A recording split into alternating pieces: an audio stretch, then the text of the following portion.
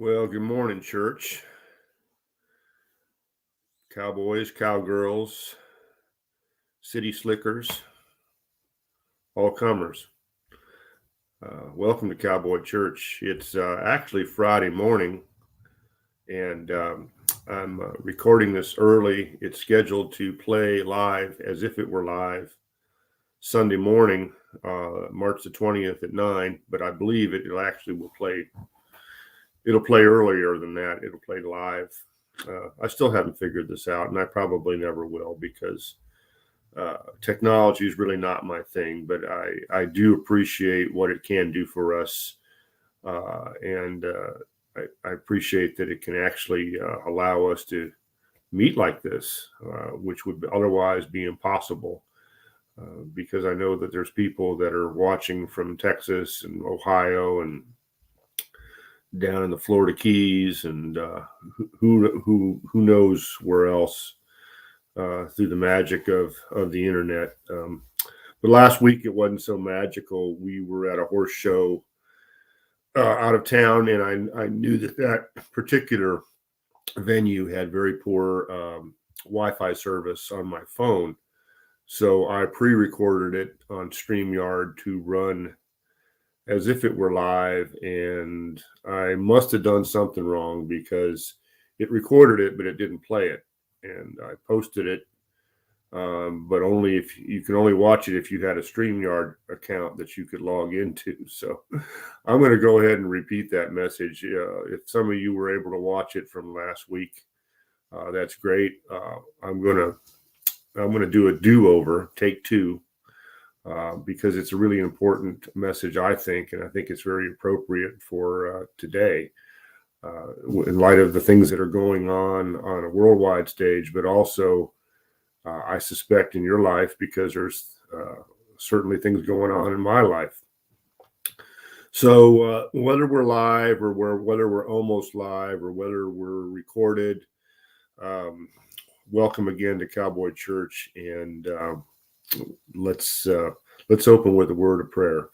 Dear Father, particularly on my heart, and I think the heart of most folks watching in, I suspect, is that we're all concerned about what's going on in Europe, particularly in Ukraine.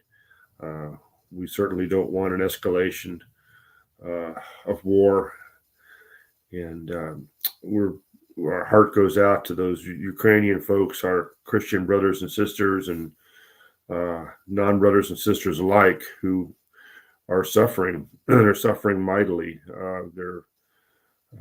They stand to lose their homes, their possessions, their livelihoods, and in fact, their loved ones and their very lives. And we admire their courage and tenacity and their resolve in standing up for their freedom. I'll even go as far as to pray for the Russian soldiers, because I think many of them, their heart's not in it. They didn't really expect to be in the situation that they're in. They're suffering as well. And I don't want to compare their suffering by any means to the suffering of the Ukrainians. But suffering is suffering. And it seems like they're also in a no-win situation. It's going to be a situation, I think, winner take nothing. They're ruining the country, and at home, their country is falling apart. They don't have much to go back to either. So it's a big mess, and we just want to know, actually, honestly, what you're doing about it. We're going to study that today, and we ask that you lead us and guide us and show us just exactly where you are in all of this, where you are in our lives in the midst of our own trials and our own suffering and our own challenges. For we ask it all in your name and for your glory. Amen. Okay, so we're in that part of Romans chapter 8 where Paul makes a little bit of a transition after he announces this fantastic news that as believers, as children of God, as those who are born of the Spirit, that are born anew, that are born again, however you want to describe it, that we enjoy a status as God's children that's akin to the same status that a natural child would have had back in the time that Paul wrote this in this culture, with respect to an adopted child. And I'll just, for quick review, I'll review with you that in that culture and in that day, under that system, if you had a natural child and the child misbehaved, you could send them out, or you could disinherit them, so that they would have no claim to your estate, no rights. But if you, of your own free will, adopted a child, that child's rights were permanent, and that no matter how badly they behaved, you couldn't disinherit them. They had a permanent claim and permanent rights to your estate. And Paul, in verse 17 of Romans, I'll read that for you. And it said, "And if children, then heirs, heirs of God, and joint heirs with Christ." Well, what that means is that being a joint heir with Christ is that everything that Christ is heir to, we are also heirs to.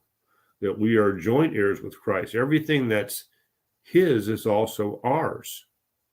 That's just a mind-blowing statement, to think that the Son of God is a joint heir with you and I. In other chapters, in John, I think it's 10, for example, Christ talks about his sheep hearing his voice, and he knows them and they follow him, and that no one can pluck them out of his hand, and no one could also take them out of the Father's hand.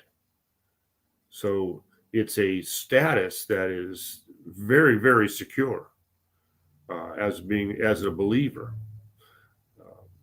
In Hebrews chapter 2, for example, he says that he's not ashamed to call us his brothers and sisters.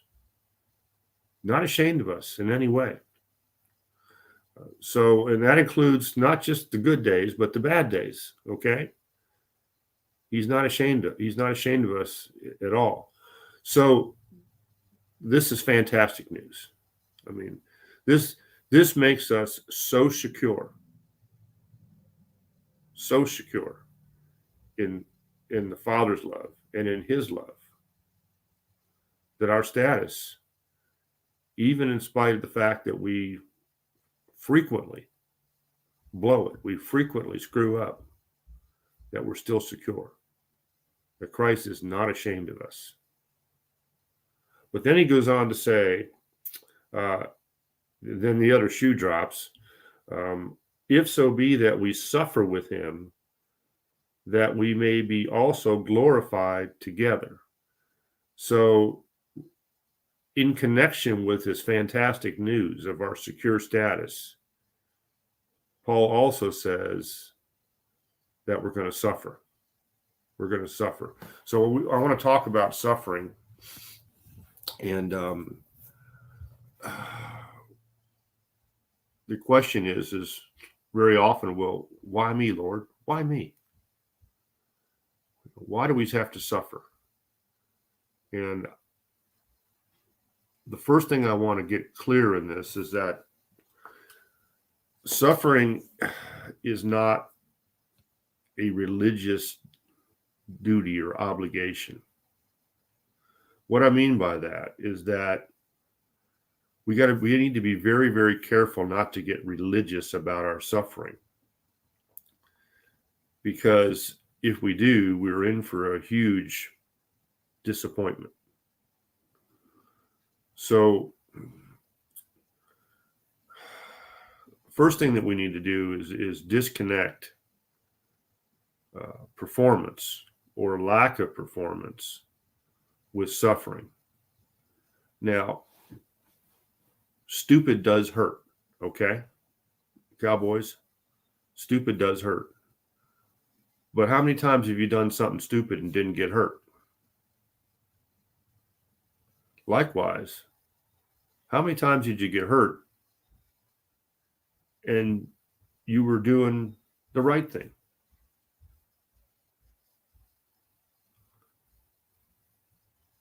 We have to disconnect performance with suffering. The scriptures say the rain falls on the just and the unjust alike. What that means is that when it rains on everybody. It rains on the people who deserve it, who need it. And it also rains on the people who don't need it. Maybe get too much of it or don't deserve it.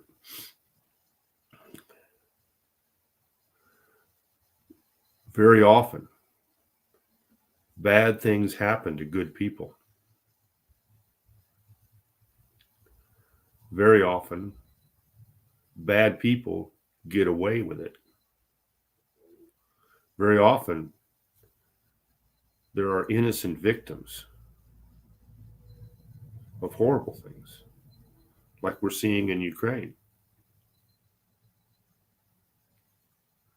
If we're not careful, we start wondering, where is God in all this? Is he paying attention? Does he care? Is he even there in the first place? See, these are the questions that we start asking. These are the thoughts that start running through our mind when we suffer. And it doesn't seem like we deserve it.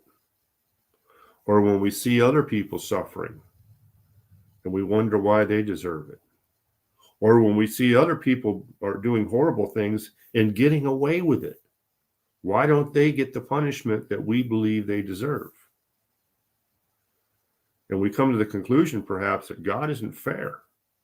God is not just. God doesn't care.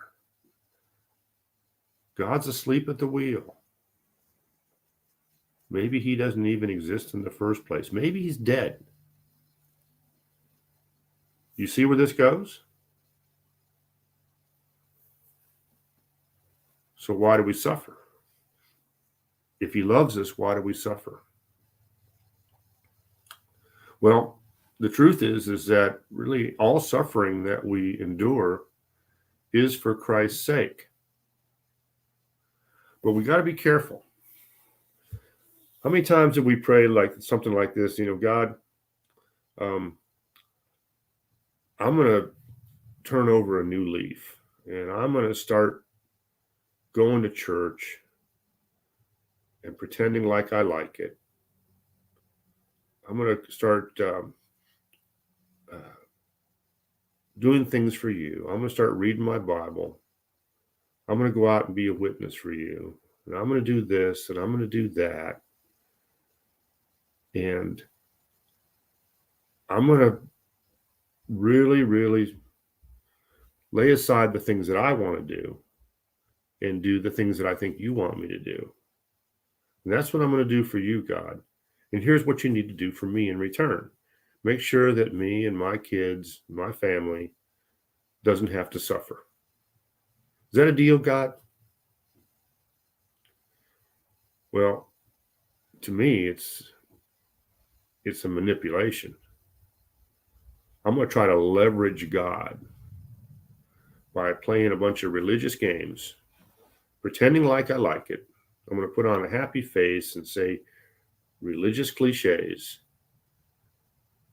and try to do all kinds of things that a good Christian should do and not do the things that a good Christian should not do. I'm going to try to walk the walk and talk the talk. And in return, I expect something. I expect a blessing. Then when something goes wrong, we wonder where God was. See, God doesn't make that deal. He gives us a better deal. He gives us a better deal. He says, trust me. Come on, walk with me. Jesus says, take my yoke upon you and learn of me. My yoke is easy and my burden is light. But he didn't say that we wouldn't suffer along the way. So, again, why do we suffer? Well, we walk with Jesus. We walk the way he walked. You're going to suffer. No one suffered more than he did. And he did it all for our sake. I mean, think of this. Not only did he die on the cross, we tend to focus on that, which is horrific. But just the fact that he had to be a human means that there's suffering. See, he had to walk around in this sin-cursed world, the same world we're walking around in. He had to take on a body like we have. You know, he was a carpenter. The other day I was attempting some carpentry work and I hit my thumb with a hammer and it hurt. I'll bet when Jesus hit his thumb with a hammer, it hurt too, just as much.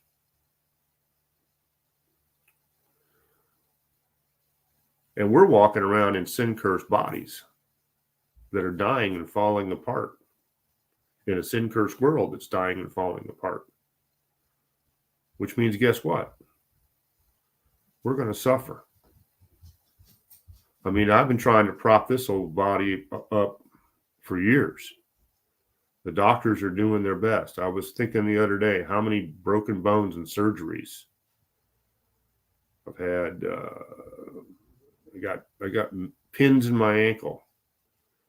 I got a titanium knee.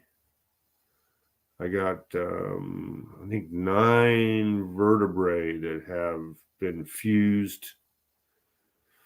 And we have metal cages and pins and rods and artificial discs, all the way from my neck down to my bottom of my back. Trying to prop this old body up.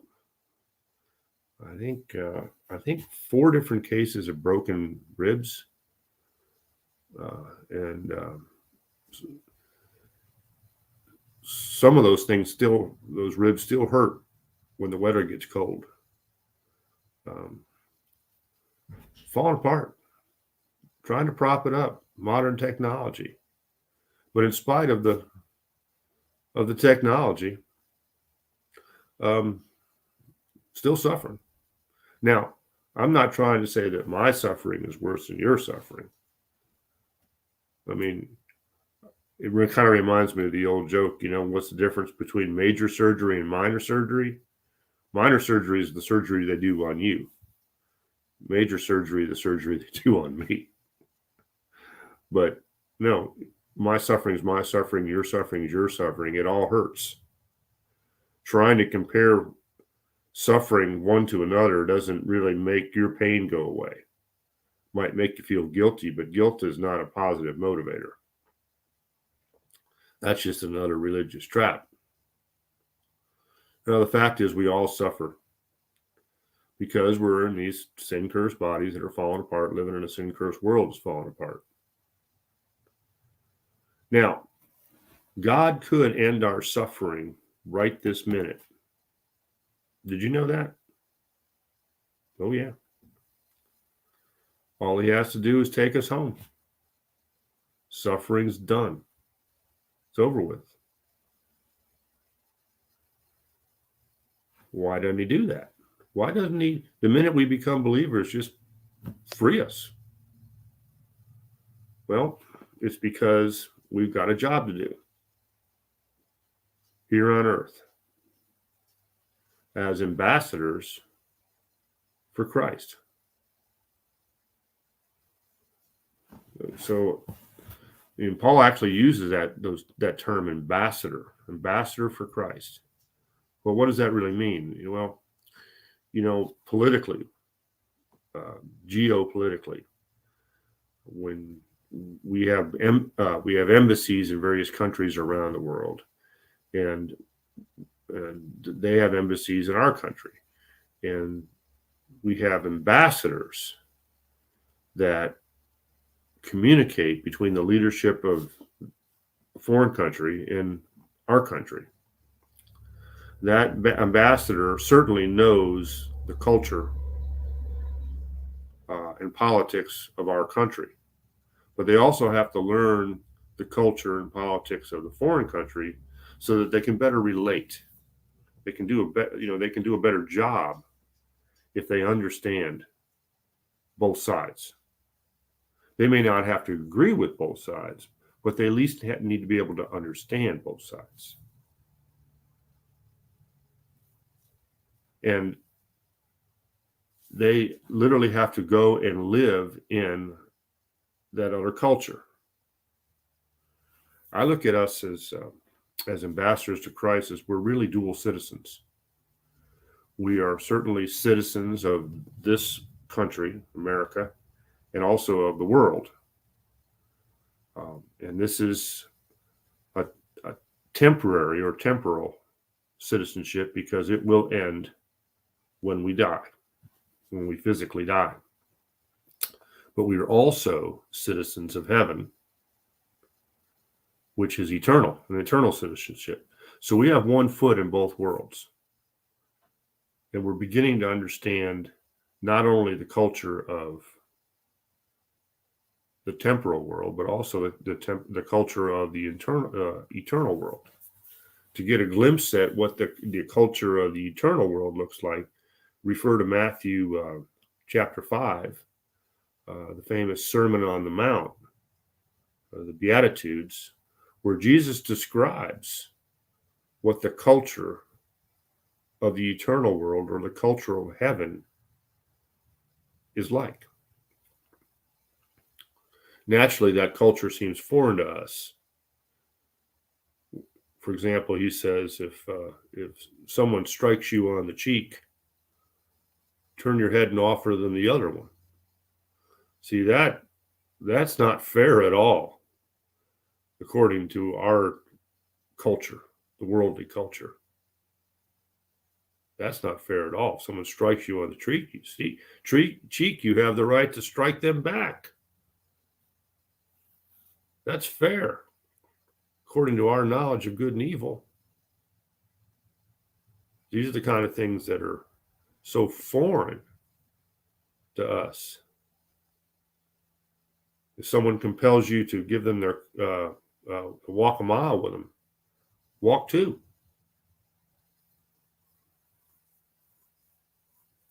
So we as ambassadors need to start understanding both sides of both cultures. Why? Because we have a job to do. Jesus says, take my yoke upon you and learn of me, which means that we're actually going to be doing something with him.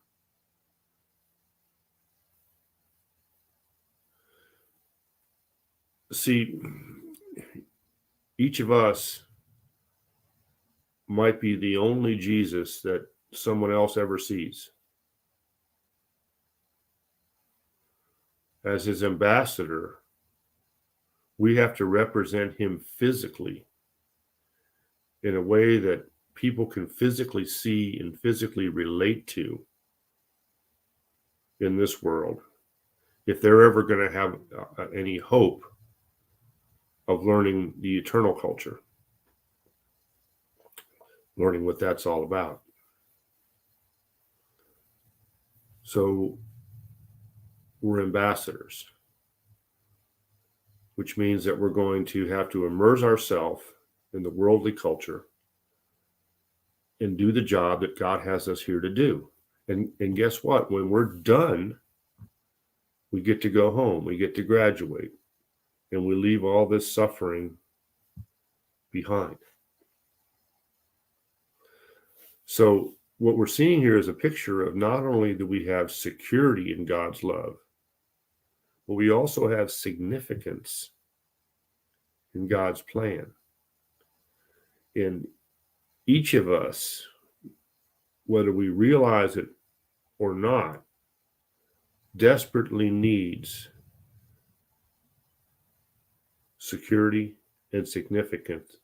It's two very, very important, basic